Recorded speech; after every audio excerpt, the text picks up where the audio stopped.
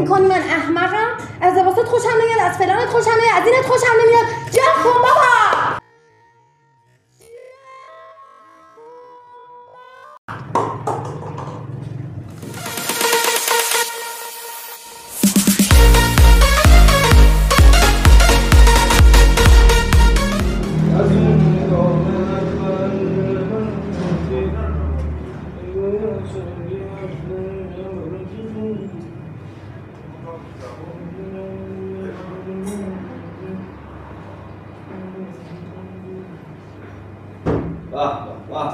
سلام خوش اومدید. سلام شما خوش اومدید. سلام بفرمایید. هم همیشگی رو بزنم. چایی رو با آره سلام می‌کنی؟ من آره واقعا تشنم همه گرم. چه خبر؟ شما نهار می‌خوری؟ نه ندارم.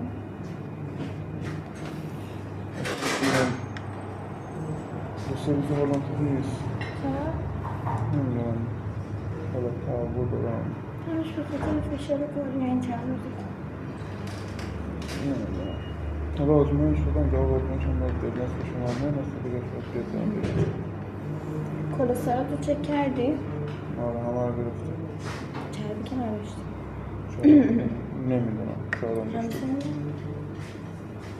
قبلا داشتم و الان نمیدونم. عددش یادت نمیاد یعنی؟ 280 بود. 80 تا بالا. 280 خیلی آنورمال نیست. ولی شاید هم از این نباشه. چی بودم؟ دست دارم. به نظرم آزمایش که گرفتی اصلا به درد نمی‌خوره.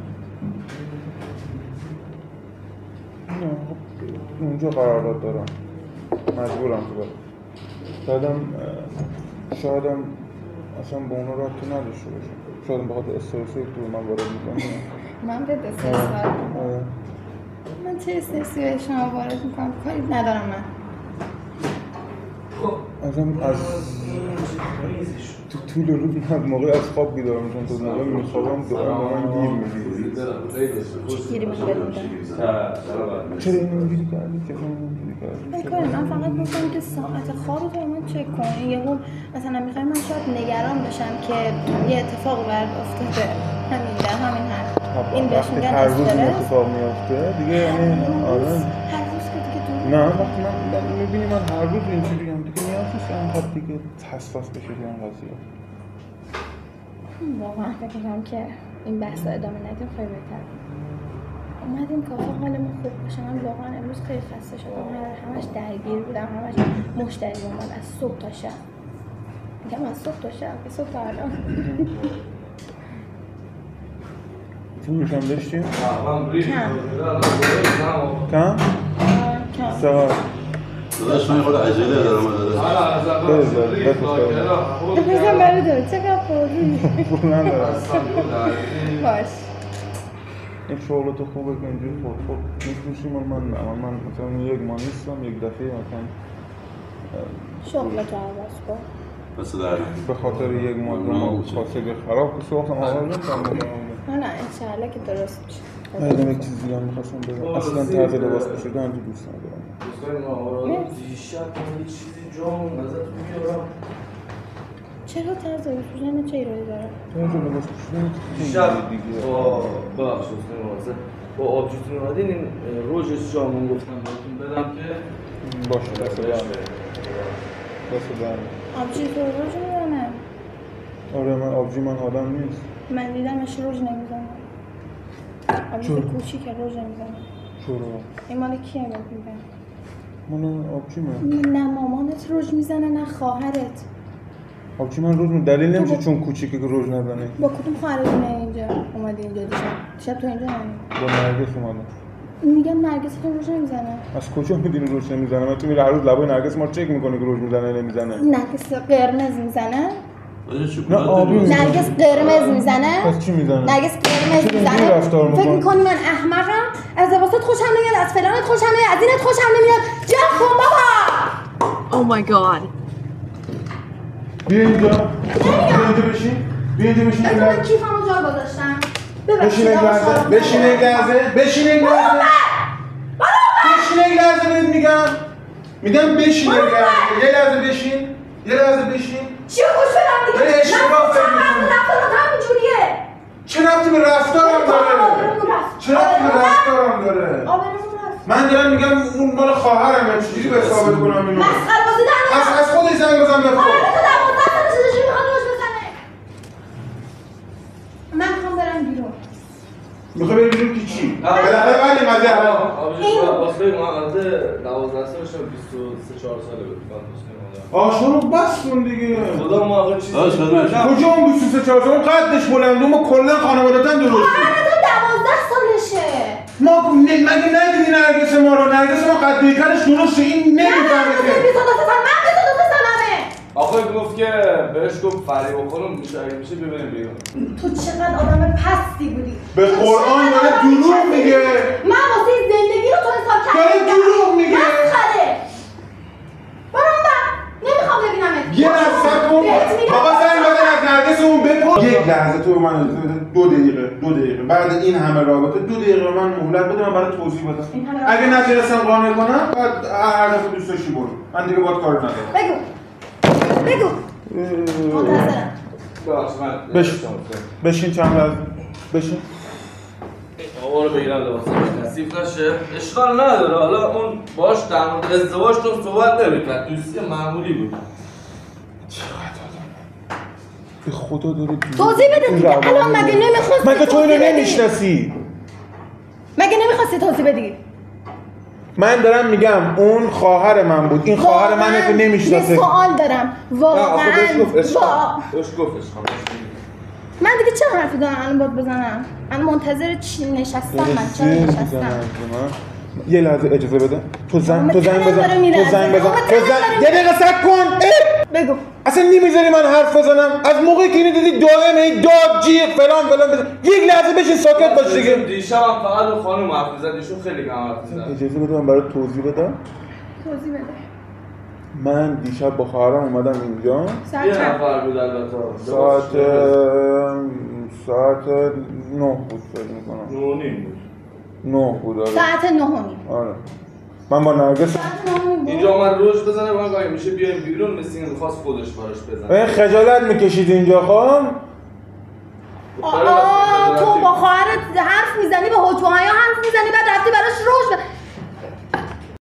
کردین منو؟ ایستگاهه؟ تو برای خواهرت روش میزنی؟ آقا بفهم دعوا داری برو بیرون دیگه. شما ربطی نداره. شما مردم همتون حول هستید. آقا دیشب اینجا بود یا نه؟ بود. تو اصلا کجا بودی دیشب اینجا؟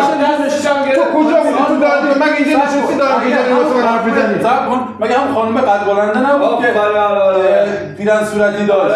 تو چرا حرف میزنی؟ پیرن صورتی نداشت اصلا به شما ربطی نداره. میگه پیرن صورتی نداشت، پیرن چه شکلی بود؟ بس بودی دیگه. پیرن شکلی دیگه اصلا به شما ربطی نداره. پیرن صورتی نبود دیگه. خانم اینجا بود. آقا چیت بود. تو ما می‌مونیم تو کافه شما آرامش داشته حالم ازت به هم میخوره. آبجی من حالم ازت حالا شاید صورتی نبود آبی. اصلا هر چی باشه اصلا بنفش میشه به شما ربطی نداره. دیشب اینجا بود منم دیدم. دیشب اینجا بود اون روژه هم دست خانم من دیدم. شاهرخ هم شاهده. من نخواستم دخالت بکنم ولی خودتون شما مردا همتون حولی. آقا اصلا به شما ربطی نداره. خلاف نکن. به خانم خیانت نکن. اصلا من خیانت اصلا به شما ربطی نداره. من بچه‌م تو توضیح بدم. چیکار منی؟ خیانت کردی. خیانت به چی میگن؟ خیانت به همین میگن. مگه شاه خودمون داره؟ شاهد طلاق تو. باز خوبه آدم پیدا میشه دهن تو رو ببنده.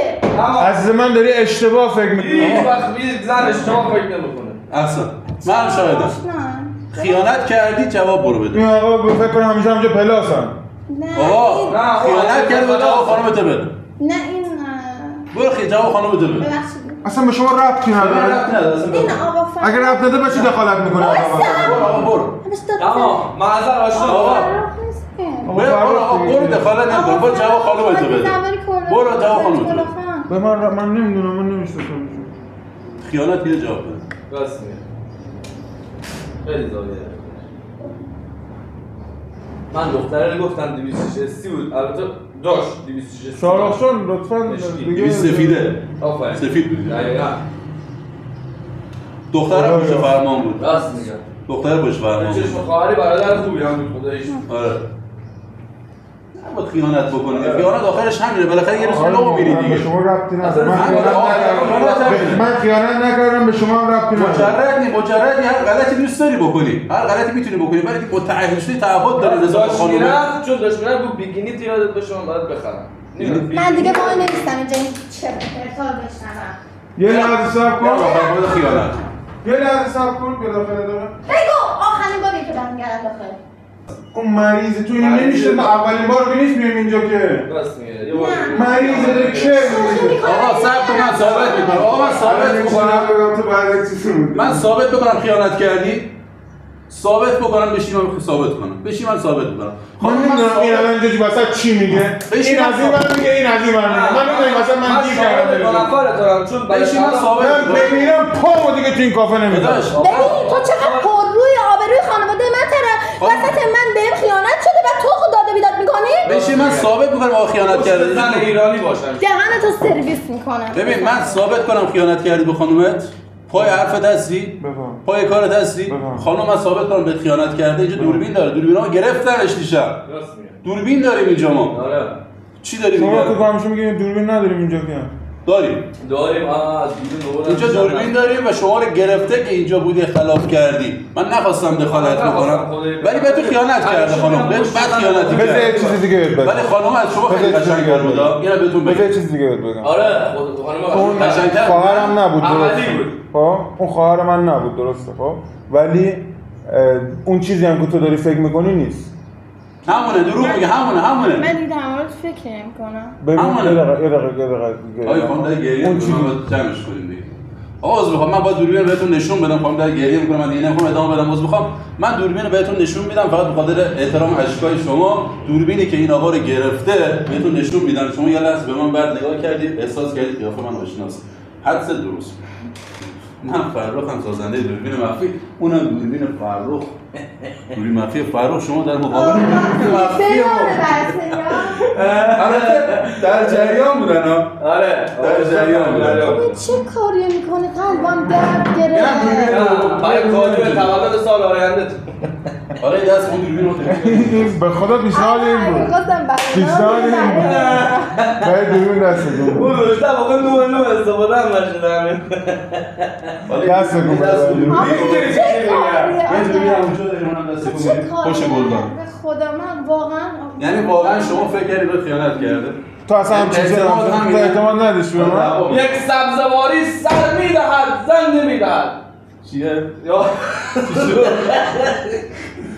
حالا بحثه حالا دعوای جدی را بندازیم شاروخ آقا به شوهرش اعتماد نداره این زندگی به درد نمیخوره من میگم آخه هنوز شوهرم نیست داریم آشنا میشیم در صورت من اعتماد ندارم به دردم نمیخورم مثلا به نظر من بابا طلاق بگیر باید جدا بشم الان جشنم میگیرن ولی تو دو شاید واقعا دو تا عکس با هم دعوا میندازی جدی میگم الان به نظر شما آدمی که همچین شوخی سنگین رو با یه دختر میکنه بعد پرستیدش من اون یه سورپرایز ما من خانومم داشته باشم اومدن سراغ من و شاروخ ما مریض این کاره بعد نگاه شما الان 25 میلیون میدید از بالا برج میلاد میپرید چین آده مورفین از بیرون میزد چی گفتی؟ آنده مورفین من حقیقتش می‌خواستم خواستگاری کنم تو همین سورپرایزی که تو زدی ولی دیگه دیدم نکن تو رو خدا خب خدا شکر این کلیپ به خیر گذشت داشت شهر میشد بعد شهری هم میشد ریخت حالا میکروفون ما این پشت بود خیس شد به خواستگاری هم رسید و خواستگاری هم کرد نگه میخواد خواستگاری هم کنه آره بیا زانو بزن از این انگشترام بده آره ندارم ولی نه من به درد چیز نیست طلاق مقصد نه به اعتماد نداره به درد نمیخوره نه عاقبت نداره این زندگی نه همینجا جمعش کن واقعا من یه زندگی آروم میخوام اینا اکشنه خیلی اکشن این طلا هم هست طلا هست اسمت شد جلو دوربین ما بیایی کار بکنی نه خدا نکنه سبزرسیا بیا دیگه. من بیام آره دیگه. بشین زانو بزن. آقا اذیتش کی بدون جعبه میاره؟ آقا نه بدون جعبه آقا اذیتش کرد یا اذیتت میکنه؟ اذیت کردی باید اذیت بشی زانو بزنی.